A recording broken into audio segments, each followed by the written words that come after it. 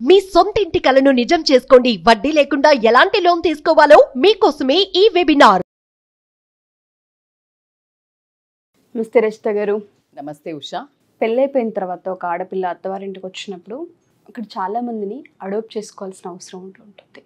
ఒక కోడలు ఒక మామగారు రిలేషన్ చూసుకుంటే ఏ విధంగా ఉండాలి, మామ కోడల్ని ఎలా ట్రీట్ చేయాలి అంటారు? ఎందుకంటే చాలామంది ఆడపిల్లలు కొన్ని వీడియోస్ మనం మాట్లాడినప్పుడు కావచ్చు, కొన్ని రీల్స్ మనం చూసినప్పుడు కావచ్చు, భర్త నుంచి కూడా మాకు ఇటువంటి ప్రాబ్లమ్స్ ఉండవు, ఏదైతే మామగారి పొజిషన్లో ఉంటారో వాళ్ళు పెట్టే ఇబ్బందులు ఎవరికి చెప్పాలో కూడా అర్థం కాదు, కొన్నిసార్లు మాటలు కూడా చాలా ఇబ్బందికరంగా ఉంటాయి మాకు అని చెప్పడం మనం వింటూ ఉన్నాం. నేను అందరి గురించి మాట్లాడట్లేదు, ఎవరైతే వీటి వల్ల ఇబ్బంది పడుతూ ఉన్నారో వాళ్ళ వరకు మన వీడియో రీచ్ అయినా ఎక్కడో అక్కడ రిలీజ్ అయ్యే అవకాశం కావచ్చు, లేదంటే ఆడపిల్లకి స్వాంతన కలిగే అవకాశం కావచ్చు కనిపిస్తుందన్న ఉద్దేశంతోనే వీడియో చేస్తున్నాను. దీని గురించి మనం ఏం చెప్పొచ్చు? అసలు ఈ టాపిక్ మాట్లాడాలంటే it's a very sensitive topic. అంటే ఎందుకు అంటే ఒక తండ్రిని వదిలేసి, అంటే తండ్రి ఎంతైతే ఆడపిల్లకి పుట్టింట్లో ఒక తండ్రి దగ్గర ఉండే ఎఫెక్షన్, భరోసా, తర్వాత అన్కండిషనల్ లవ్, అంటే కేర్, ఇవన్నీ వదిలేసుకొని పోవడానికి ఆడపిల్లకి చాలా కష్టం అవుతుంది. తల్లిని వదిలేసిపోవడం ఎంత ఇంపార్టెంట్ అని మనం అనుకుంటామో, తండ్రిదే ఎక్కువ, ఆడపిల్లకి తండ్రి ఎక్కువ ఎఫెక్షన్. అలాంటి రోల్ మళ్ళీ రీప్లేస్ చేయగలిగేది ఎవరు అంటే ఓన్లీ మామగారు మాత్రమే. ఫాదర్ ఇన్ లా అంటే లా ప్రకారము ఈయన ఫాదరు అని చెప్పటం. లా ప్రకారము, పద్ధతి ప్రకారము పెళ్లి చేసుకొని వెళ్ళారు అంటే పద్ధతి ప్రకారం నీకు కల్చర్ వైజ్ 3 ముళ్ళు వేస్తే బంధము ఒక్కరికే వస్తుంది హస్బెండ్ అనుకుంటున్నారు. 3 ముళ్ళు వేస్తున్నప్పుడే ఆ 3 ముళ్ళల్లో ఎంత బంధము, 7 అడుగులు 3 ముళ్ళకు నిన్ను బాగా చూసుకుంటా అని హస్బెండ్ చెప్పడమే కాదు, ఆ 3 ముళ్ళల్లో నాకు తెలిసి ఒక బంధము అత్తది, ఒక బంధము మామదేమో అనిపిస్తుంది నాకు. ఎందుకు అంటే ఈ ప్రోడక్ట్ అంటే భర్తను తయారు చేసింది ఎవరు? వీళ్ళిద్దరు. అవునా? ఎటు కాదనుకున్నా వీళ్ళిద్దరే. సో వీళ్ళిద్దరి జీన్స్, వీళ్ళిద్దరి వల్లనే ఈ మనిషి నాకు లభించాడు. అంటే అంత గౌరవప్రదమైన ప్లేస్. మరి ఆ గౌరవప్రదమైన ప్లేస్ని ఎంతమంది నిలబెట్టుకుంటున్నారో ఎంతమంది నిలబెట్టుకోవట్లేదు. అద్భుతంగా ఉన్న మామలు ఉన్నారు. బిఫోర్ స్టార్ట్ దిస్ టాపిక్, నా బ్యూటిఫుల్ రిలేషన్ విత్ మై మామయ్య ఐ విల్ టెల్.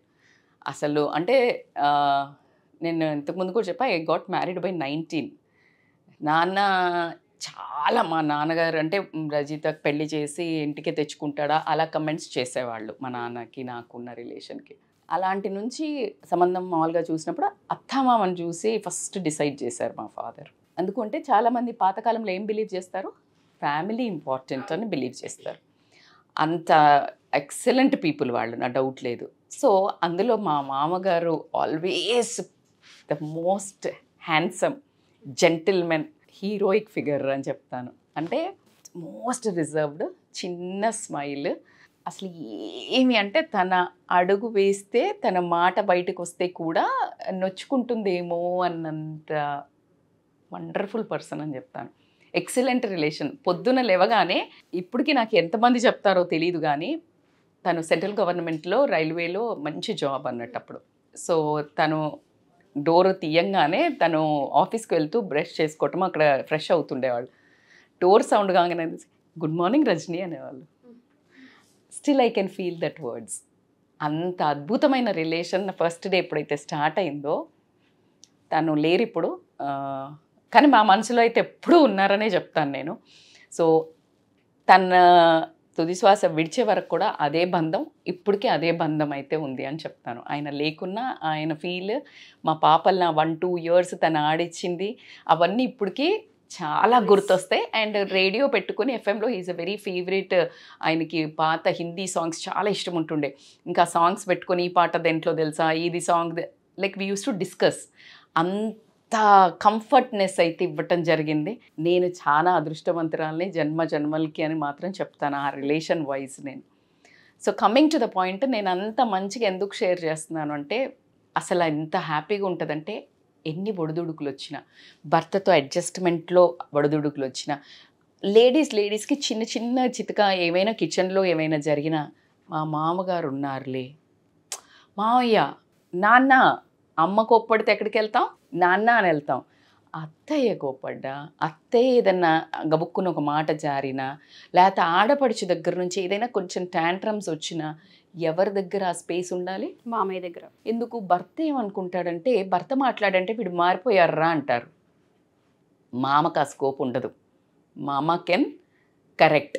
దౌర్భాగ్యం ఏమంటే, ఇప్పుడు మీరు తీసుకొచ్చిన టాపిక్ని మాట్లాడాలి అంటే, అసలు ఆ ఏజ్లో ఒడిదొడుకులు చూసి మొత్తం అంటే ఆయన పడ్డ స్ట్రగుల్స్ కానివ్వండి, లేకపోతే ఫ్యామిలీ అన్నీ చూసి వచ్చాక ఒక లేడీ అంటే ఒక చిన్న లేడీ పిల్లనే చెప్తాను నేను, కోడలు ఒక మొత్తం ఫ్యామిలీని వదిలేసి నీ ఇంటికి, నీ ఇంటి పేరుని వంశాన్ని మార్చడానికి వచ్చే మహాలక్ష్మిని నువ్వు అసలు కరుకుగా మాట్లాడడానికి కానీ, భయపెట్టించడానికి కానీ, నిందించడానికి కానీ 10 మందిలో నువ్వు ఆర్డర్ చేసే హక్కులు ఎక్కడా లేవు. నీకున్న బాధ్యత ఏంటబ్బా అంటే, మామగారు రోల్స్ మనం మాట్లాడుకుంటే గనక ఫ్యామిలీకి సపోర్ట్ లాగా పనిచేయాలి. ఎలా సపోర్ట్ అంటే గనక ఎమోషనల్గా కానివ్వండి, ఏమైనా ప్రాబ్లమ్స్ వస్తే ఎకనామికల్గా కానివ్వండి, ఇలాంటివి ఏదైనా కొత్తగా తను ఆల్రెడీ ఆ రూట్కి వెళ్ళొచ్చాడు కదా. సో పర్సనల్ లైఫ్లో కానీ, మ్యారేజ్ లైఫ్లో కానీ కొడుకు కానీ, కోడలికి కానీ ఒక సపోర్ట్ లాగా నించోవాలి.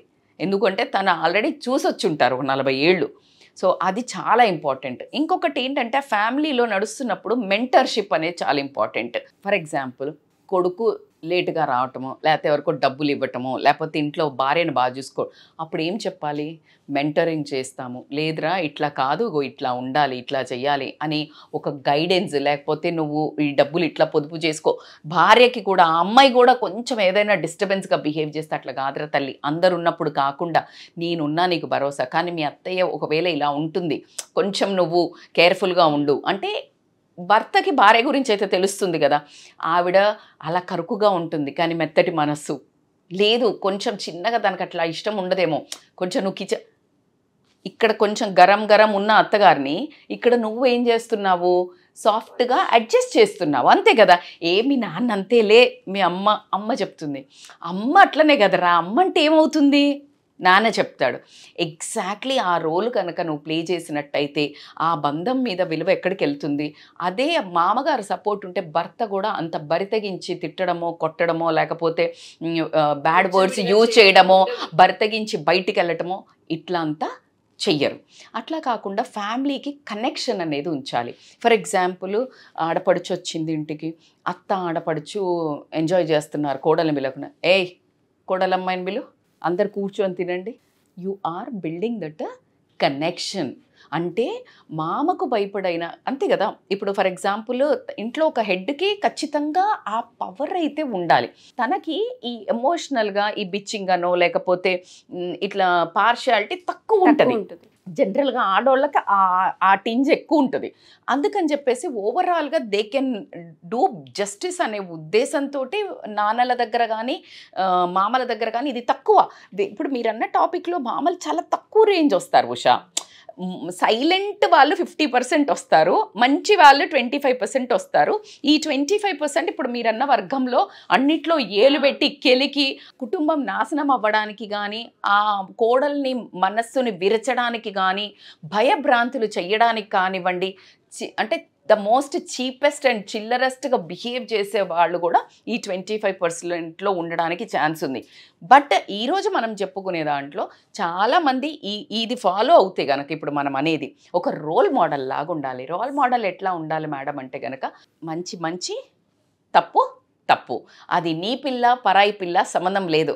నీ పిల్ల తప్పు చేస్తే అంటే నీ కూతురు చేస్తే, అమ్మాయి నువ్వు నీ అత్తగారింట్లో ఏం ఎక్స్పెక్ట్ చేస్తున్నావో నీ వదినకు అవి ఇవ్వు. నీ భార్య మిస్ట్రీట్ చేస్తే, తల్లి నువ్వు వచ్చినప్పుడు ఎలా ఎక్స్పెక్ట్ చేసావు, నువ్వు నీ కోడలు నీ ఇంటిదే కదా అని నువ్వు ఒక రోల్ మోడల్ లాగా నీ జీవితాన్ని ఎలా అయితే నువ్వు నిర్దేశించుకుంటూ వచ్చావో నువ్వు అట్లా బిహేవ్ చేయాలి. ఎలా?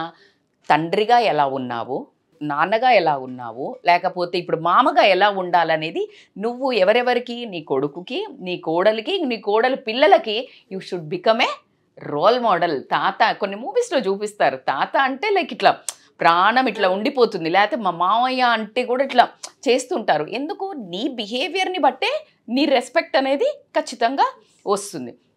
అట్లా కాకుండా ఏంటి అని అంటే, కల్చర్ని కాపాడగలిగి ఉండాలి. కల్చర్ ఎట్లా మేడం అని అంటే, ఇప్పుడు పండగ వచ్చింది అని అంటే అందరినీ ఒక దగ్గర చేర్చటము, ఆ కోడలికి ఇంపార్టెన్స్ ఇచ్చేసి అమ్మ నువ్వు ఇది ఈరోజు దీపం పెట్టలేదు అంటే, నువ్వు ఆ అమ్మాయికి ఎప్పుడైతే ఒక హెడ్ కనుక, ఇప్పుడు ఒక ఆఫీస్కి బాస్ ఉన్నారు, ఆ బాస్ ఫర్ ఎగ్జాంపుల్ ఒక మనిషిని మన ఎంప్లాయీని వచ్చేసి పలానా పేరు పెట్టి శ్రీనాథ్ నువ్వు ఇట్లా ఈరోజు ఇది చెయ్యనంగానే అసలు ఇంతన్నా తప్పు పోనిస్తారా, వా అసలు ఇట్లా ఉబ్బిపోతాం. సో అదే మావగారు వచ్చి ఆ కోడలికి తల్లి ఇవాళ నువ్వు ఇది చెయ్యి, నీకు బాధ్యత ఇస్తే ఏయ్ ఇది చెయ్యి ఎట్లా ఉంది, అమ్మ ఈరోజు నీ చేతుల మీదకి ఇది నడవాలరా ఎట్లా ఉంది, పదాలే నువ్వు పనే చెప్పావు, కానీ నీ కూతుర్ని వేరే ఇంట్లో ఎలా ట్రీట్ చేయాలి అనుకుంటున్నావో, నీ ఇంటికి వచ్చిన కోడల్ని నువ్వు అలా ట్రీట్ చేసే ఒక్కటే లైన్, ఇంకా దీనికి మించిన ఒక పదమే లేదు. నీ కూతుర్ని నువ్వు ఎలా గనక ట్రీట్ చేస్తున్నావో వాళ్ళ మామగారు అలా ట్రీట్ చేస్తే నీకు ఓకేనా, అది ఒక్కటి థింక్ చేసుకొని నీ బిహేవియర్ అంటే బరితెగించిన బిహేవియర్లను మనం చాలామందిని వినాల్సి వచ్చింది. చాలా దౌర్భాగ్యమైన సిచ్యుయేషన్ అనే చెప్తాను. తండ్రితో పాటు తండ్రి అని చెప్తాను నేను, తండ్రి తర్వాతతో కూడా అని చెప్పను నేను ఎప్పుడు. నీకు జస్ట్ ప్లేస్ షిఫ్ట్లో వస్తుంది. అక్కడ అన్న ఇక్కడ బావ అన్న అవుతారు, ఇక్కడ తండ్రి ఇక్కడ మామ తండ్రి అవుతాడు, అక్కడ అమ్మ ఇక్కడ తండ్రి అవుతుంది, అక్కడ సిస్టర్స్ ఇక్కడ ఆడపడుచు sister. This is all replica of the same home. Maternal నుంచి వచ్చాక మళ్ళీ పెటర్నల్లో ఇక్కడ కలుస్తుంది అని చెప్పడానికే ఈ బంధాలు. అందుకే భయం లేకుండా పంపించేస్తారు ఓవర్ నైట్. అరే అక్కడ చూసుకుంటారులే అని. అసలు చూడండి మొహము ముక్కు ఏమీ తెలీదు, ఎక్కడో ఒక నెల రోజుల క్రితం ఒక సంబంధం వస్తుంది, చూస్తాము, చూసేసి ఓకే చెప్పేస్తాము. ఆ ఓకేలో కూడా ఏదో 4 సార్లు ఇప్పుడన్నా షాపింగ్లు కలుస్తున్నారు. ఆ తర్వాత జస్ట్ సంబంధం కట్టగానే నైట్ అంటే ఈవినింగ్ అట్లా పంపించేస్తారు ఒక అమ్మాయిని. వాట్ ద హెల్ యార్, that is the respect on that relations. ఆ రెస్పెక్ట్ను కాపాడుకోవాల్సిన అవసరం ఎవరికి ఉంది ఉషా? సో కాబట్టికే నువ్వు ఒక రోల్ మోడల్గా నించునే ఒక పనే చెయ్యాలి. కానీ కొడుకు భార్య నీ కూతురు నీ మనమడు మనమరాళ్ళు తలదించుకునే పని మాత్రం ఏ ఇంటి పెద్ద చెయ్యొద్దని మాత్రం నేను ఖచ్చితంగా రిక్వెస్ట్ అని పక్కన పెడితే హెచ్చరించాల్సిన విషయమే. కాబట్టికే అన్నెసెసరీగా ఆడపిల్ల విషయంలో గనక నువ్వు దూరి, నీ కొడుకు ఉండంగానే కొంతమంది ఆ కొడుకులు ఉన్నప్పుడు కూడా వాళ్ళు పెత్తనం చేస్తుంటారు. ఏంట్రా నీ భార్య ఇక్కడ చేస్తోంది, నీ భార్య ఏంట్రా బట్టలే. No, that's not your line, your crossing your line. నీకు ఒకవేళ చెప్పాలి అని అనుకుంటే అత్తతో అన్న చెప్పించు, ఒకవేళ బియాండ్ లిమిట్స్ బిహేవ్ చేసే కోడళ్ళుంటే భర్తతో చెప్పించు. కానీ నీ లిమిట్ నీ భార్య దగ్గరే ఆగిపోయింది, నీ కూతురు దగ్గరే ఆగిపోయింది. అది నీ ఫ్యామిలీకి ముప్పు తెప్పిస్తున్న ప్రాంతంలో తన తల్లిదండ్రితో చెప్పించు. నీ లైన్ మాత్రం క్రాస్ కాకు.